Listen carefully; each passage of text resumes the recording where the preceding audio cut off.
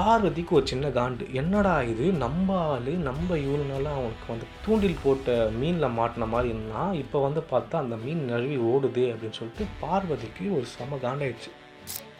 நம்ம வந்து பிரேக்கப் பண்ணிக்கலாம் அப்படின்னு சொல்லிட்டான். அந்த பையன் வாழணும்னு நினைக்கிறானே, அவனை வாழ விடுனே.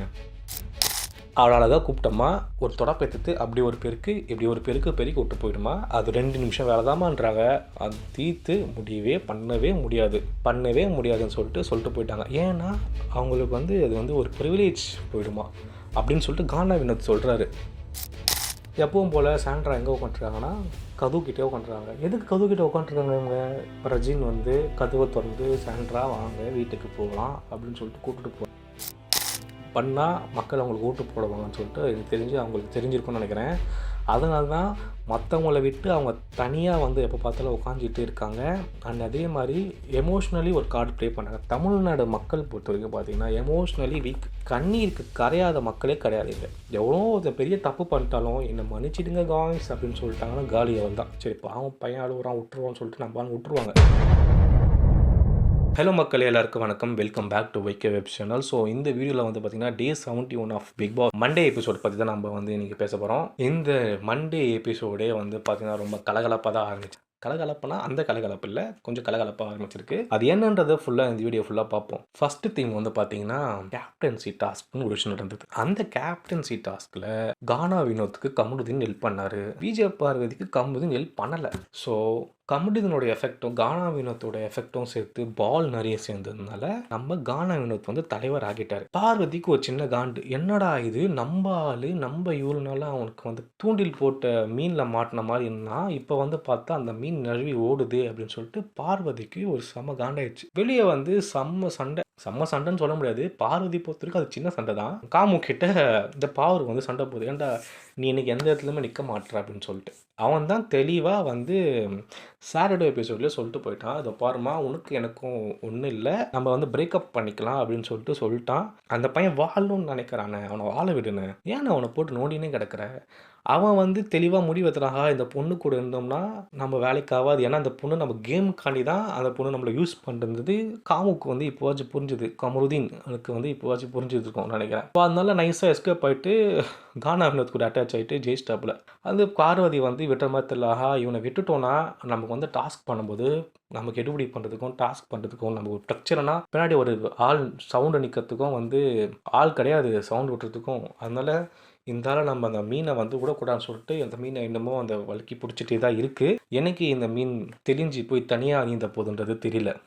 ஏன்னா நல்ல பிளேயரு அப்படின்னு சொல்லிட்டு விஜய் சேதுபதி அவர்களே வந்து சொல்கிறாரு அப்படின்னு அவர் தான் சொல்கிறாரு, மக்கள் சொல்லலை இன்னும். ஸோ அதை வந்து எப்போ மக்கள் சொல்ல போகிறாங்கன்றதை வந்து பொறுத்திருந்து பார்ப்போம். யாரை சொல்கிறேன்? கமருதீனை சொல்கிறேன். ஓகேவா? ஓகே. அடுத்து கானா வினோத் கேப்டன் ஆன உடனே ஹவுஸ்மெட்ஸ்லாம் கூப்பிட்டு உட்கார வச்சு டீம் பிரிச்சுட்டு இருந்தார். ஸோ அந்த டைமில் பார்த்திங்கன்னா எல்லாருக்கும் இந்தந்த டீமும் சொல்லிட்டு பிரித்து கொடுத்துருக்கும்போது விஜய் பார்வதியும் சாண்ட்ராவும் ஒரு டீம் வாங்கிக்கிறாங்க. என்னென்னா cleaning team. So cleaning team பொறுத்த வரைக்கும் பார்த்தா கொஞ்சம் வேலை செய்யணும். அந்த இடத்துல வந்து பார்த்திங்கன்னா சாண்ட்ரா வந்து அப்பயே முடியலைன்னா அவங்களால முடியலன்னு சொல்லிட்டு இருக்கலாம். அப்போல்லாம் சைலண்ட்டாக விட்டாங்க. நாங்கள் பண்ணுறோம்னு சொல்லி சைலண்ட்டாக விட்டாங்க. அதுக்கப்புறம் கிச்சனில் வந்து பார்த்திங்கன்னா இந்த கிராசரிஸ்லாம் வரவே இந்த குப்பை ஒன்று ஆயிருக்கு. அவளால் தான் கூப்பிட்டோமா, ஒரு தொடப்பேத்துட்டு அப்படி ஒரு பெருக்கு இப்படி ஒரு பெருக்கு பெருக்கி விட்டு போயிடுமா. அது 2 நிமிஷம் வேலை தான்மான்றாங்க. அது தீர்த்து பண்ணவே முடியாதுன்னு சொல்லிட்டு போயிட்டாங்க. ஏன்னா அவங்களுக்கு வந்து அது வந்து ஒரு ப்ரிவிலேஜ் போயிடுமா அப்படின்னு சொல்லிட்டு கானா வினோத் சொல்கிறாரு. சரியா? கானாரோட பாயிண்ட் ஆஃப் வியூ தான் நான் இப்போ சொல்லிட்டு இருந்தேன். ஸோ அவர் வந்து சொல்கிறாரு, எனக்கு வந்து அந்த பொண்ணு பண்ண முடியாதுன்னு சொல்லிட்டு போயிடுச்சுன்னு. பார்வதி கோவப்பட்டு நான் பெருக்கிறேன் அப்படின்னு சொல்லிட்டு பெருக்கிட்டு இருந்தது. ஸோ பெருக்கி முடிச்சு அதுவுமே சும்மாலாம் பெருக்கல, புலம்பி தான் பெருக்குச்சு. ஸோ அதுக்கப்புறம் எல்லாமே போக கேப்டன்சி வந்து இது மாதிரி தான் போயிட்டு இருந்தது தலைவனுக்கு. ஸோ இந்த பெருக்கில் விஷயம்லாம் முடிஞ்சதுன்னா அடுத்து வந்து பார்த்திங்கன்னா மெயின் விஷயம் கனிக்கும் சாண்ட்ராவுக்கும் வந்து ஒரு பிரச்சனை. என்னென்னா சாண்ட்ரா வந்து காஃபி குடிச்சிட்டு கப்பை வந்து அப்படியே ஷிங்க் பக்கத்தில் எடுத்துட்டு போயிட்டாங்கன்னு சொல்லிட்டு கனி கூப்பிட்டு தலையை கூப்பிட்டு சொல்கிறாங்க. தலையை கானா வினோத்தை கூப்பிட்டு வாங்கணும்னு. அவங்க எப்பவும் போல் சாண்ட்ரா எங்கே உட்காந்துருக்காங்கன்னா கதவுக்கிட்டே உட்காந்துருக்காங்க. எதுக்கு கதவுக்கிட்டே உட்காந்துருக்காங்க இவங்க? இப்போ ரஜின் வந்து கதவை திறந்து சாண்ட்ரா வாங்க வீட்டுக்கு போகலாம் அப்படின்னு சொல்லிட்டு கூப்பிட்டு போவாங்கன்னு சொல்லிட்டு உட்காந்துருக்காங்களா? எனக்கு தெரியல. சாண்ட்ராவுக்கு நல்லா தெரியும் இந்த கேம் வந்து பிக் பாஸ் வந்து எப்படி போகும் அப்படின்னு சொல்லிட்டு அவங்க என்ன கார்டு யூஸ் பண்ணுறாங்கன்ற வரைக்கும் நான் கெஸ் பண்ணி வச்சுருக்கேன். ஸோ எனக்கு தெரிஞ்சு அவங்க வந்து எமோஷனல் கார்டை ப்ளே பண்ணுறாங்கன்னு தான் நான் நினைக்கிறேன். ஏன்னா நீங்கள் பார்த்தீங்கன்னா first week, second week, third week, fourth வீக்லாம் பார்த்துட்டு தான் அவங்க உள்ளே வந்திருக்காங்க.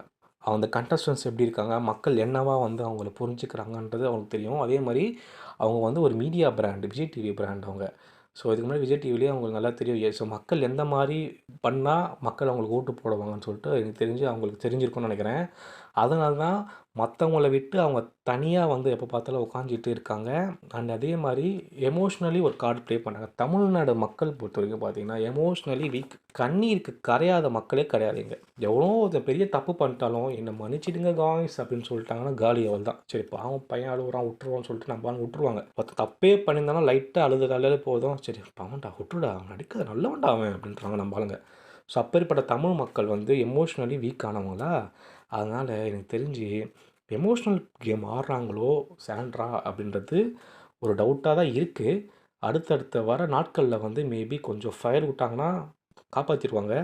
இல்லை இதே மாதிரி எமோஷனல் கேம் ஆடினாங்கன்னா மக்களுக்கு தெரிஞ்சிச்சு, ஏன்னா இவங்க எமோஷனல் கேம் ஆடுறாங்கன்னு சொல்லிட்டு. இது தெரியாமல் அப்படியே கீப்பப் பண்ணி வந்திருந்தாங்கன்னா அவங்க ஜெயிச்சிருக்கலாம். இது தெரிஞ்சு போச்சு எமோஷனல் கேம் ஆடுறாங்கன்னு சொல்லிட்டு. ஏன் சொல்கிறேன்னா, சண்டே எபிசோடில் கானா வினோத் வந்து சாண்ட்ராவுக்கும் கானாவினத்துக்கும் ஒரு சின்ன பிரச்சனை இருந்தது. அப்போ சாண்ட்ரா வந்து கானாவினத்தை பார்த்து உனக்கு அறிவு இருக்கா அப்படின்னு சொல்லிட்டு கேட்டிருந்தாங்க. ஸோ அது வந்து அவங்களுக்கு பிரச்சனை இல்லை. அதே மாதிரி அந்த திவ்யாவை வந்து பிரஜினி டெவிட் ஆனப்போ போட்டு அந்த கற்றுனாங்க. அதெல்லாம் வந்து அவங்களுக்கு தப்பு தெரில. காஃபி கப்பை வந்து அப்படியே வெஸ்ட்டு போயிட்டாங்கன்னு சொல்லிட்டு கண்ணி கூப்பிட்டு சொல்லவே, கண்ணி வந்து அவங்ககிட்ட சொல்கிறாங்க ஏதோ ஒரு விஷயம் பற்றி பேசுகிறாங்க. அவங்க கண்ணை கூட பார்த்து பேசல, அப்படியே அவாய்ட் பண்ணிட்டு போயிட்டாங்களா சாண்ட்ரா. அது கண்ணிக்கு வந்து ரொம்ப ட்ரிகர் ஆயிடுச்சு. இதை வந்து அவங்க பிஃபோராகவே சொல்லியிருந்தாங்க, இந்த மைக்கு சரியாக போடலன்னு சொல்லிட்டு எல்லாரும் கண்டஸ்டன்ட்கிட்டே போயிட்டு அவங்களுடைய குட் திங்ஸை பற்றி சொன்னார் அமித் அவருடைய கேப்டன்சியில். அப்போ கண்ணி போய் எல்லாருக்கிட்டையும் அவங்கள பற்றி நல்ல விஷயங்கள் சொல்லும்போது சாண்ட்ரா கிட்டேயும் போய் அவங்கள பற்றி நல்ல விஷயம் சொல்லியிருந்தாங்க. அப்போ சாண்ட்ரா அவங்க கண்ணை கூட பார்த்து பேசல அப்படின்னு சொல்லிட்டு ரொம்ப கோவப்பட்டாங்க கனி வந்து. எனக்கு அவங்ககிட்ட போய் அப்படி நல்லது சொன்னாலும் அது அவசியம் இல்லைன்னு சொல்லிட்டு அமித் கிட்ட வந்து சொல்லியிருந்தாங்க. ஸோ அப்போவும் அவங்களுக்கு மேலே ஏதோ பர்சனல் காண்டு தான் இருந்தாங்க. ஸோ அதுக்கப்புறம் இப்போது நடந்த விஷயமும் வந்து பார்த்திங்கன்னா கனியை வந்து கண்ணை பார்த்து பேசலான்னு சொல்லிட்டு சாண்ட்ரா வந்து கனி ரொம்ப கோவப்பட்டாங்க. ஸோ கோவப்படவே வந்து சி அப்படின்னு சொல்லிட்டு ஒரு வார்த்தை விட்டுட்டாங்க. அந்த சி அப்படின்னு சொன்னது வந்து சாண்ட்ராக்கு பெருசாக பாதிப்பாயிட்டு டோர் பக்கத்தில் உட்காந்து அழ ஆரம்பிச்சிட்டாங்க. சுபிக்ஷா கிட்ட. சுபிக்ஷா தான் நம்ம குட் புக்ஸில் இருக்கும்ல, கண்ணீரை கலங்காதே அப்படின்னு சொல்லிட்டு போய் கண்ணீரை தொடச்சிட்டு அவங்களுக்கு ஆறுதல் சொல்லிட்டு இருந்தது. ஆனால் சுபிக்ஷாமா உனக்கு தெரியல, விஜய் சேதுபதி சொல்லுவார் எல்லாருக்கிட்டையும், அங்கே அவங்களை வச்சு கேம் ஆடுறாங்க உங்களுக்கு தெரியலங்கன்னு சொல்லுவார் விஜய் சேதுபதி. அதே மாதிரி தான் சுபிக்ஷா வந்து தெரியல, சாண்ட்ரா வந்து இது ஒரு கேம் ஆடிட்டுருக்காங்க எமோஷ்னலி. ஸோ அடுத்தடுத்த வர வாரங்களில் அது உண்மையிலேயே எமோஷ்னலாக தான் இருக்காங்களா இல்லை எமோஷ்னல் கேம் ஆடுறாங்களான்றது நம்ம மக்களுக்கு தெரியும். அப்போது என்னன்றது விலாவாரியாக நம்ம அதை பற்றி பேசுவோம். ஆனால் இப்போ அவங்க உடம்பு சரியாமல் இருக்காங்கன்றதுனால இதோட நான் ஸ்டாப் பண்ணிக்கிறேன். இன்கேஸ் இதே வச்சு அவங்க கண்டினியூ பண்ணாங்கன்னா அவங்க இந்த வீக் சர்வே ஆகிறது கொஞ்சம் கஷ்டம்தான் அப்படின்னு நான் நினைக்கிறேன். உங்களுடைய கருத்துக்கள் என்ன அப்படின்றத வந்து கீழே கமெண்டில் சொல்லுங்கள். திவ்யா விசஸ் சாண்ட்ரா விசஸ் கனி விசஸ் பாரு, எனக்கு தெரிஞ்சு இந்த வீக்கில் கொஞ்சம் லைட்டாக ஃபயராக போவோன்றது என்னோடய கணிப்பு. உங்கள் கணிப்பு என்ன அப்படின்றத வந்து கீழே கமெண்டில் மறக்காமல் டைப் பண்ணிவிட்டு இந்த வீடியோக்கு ஒரு சின்ன லைக் பண்ணிவிட்டு சேனலை சப்ஸ்கிரைப் பண்ணி வச்சுக்கோங்க. நம்ம சேனல் 1000 சப்ஸ்கிரைபர்ஸை தாண்டி போயிட்டுருக்கு. உங்களுடைய ஆசீர்வாதத்தாலேயும் அருளாலேயும் தான். அண்ட் உங்கள் சப்போர்ட் கண்டிப்பாக நம்ம சேனலுக்கு தேவை. உங்கள் சேவை இந்த சேனலுக்கு தேவை. அதனால் சேனலை மறக்காமல் சப்ஸ்கிரைப் பண்ணி வச்சுக்கோங்க. நம்ம சேனலில் ஒரு டார்கெட் வச்சு ஓடிட்டுருக்கோம். ஒரு வீக்குக்கு 4 வீடியோ போடணும். நம்ம சேனலில் எப்பப்போ வீடியோ வரும்னு சொல்லிட்டு பிளான் பண்ணியிருக்கோன்னா, மண்டே ஒரு வீடியோ, டியூஸ்டே வெனஸ்டே சேர்த்த மாதிரி வெனஸ்டே ஒரு வீடியோ, தேர்ஸ்டே ஃப்ரைடே சேர்த்த மாதிரி ஃப்ரைடே ஒரு வீடியோ, அண்ட் சண்டே ஒரு வீடியோ. ஃப்ரைடே சாட்டர்டே சண்டே 3 நாள் வீடியோ வரும். இல்லை நாங்கள் டிஸ்கஸ் பண்ணிட்டு அப்புறம் உங்களுக்கு நான் சொல்கிறேன். பாய்.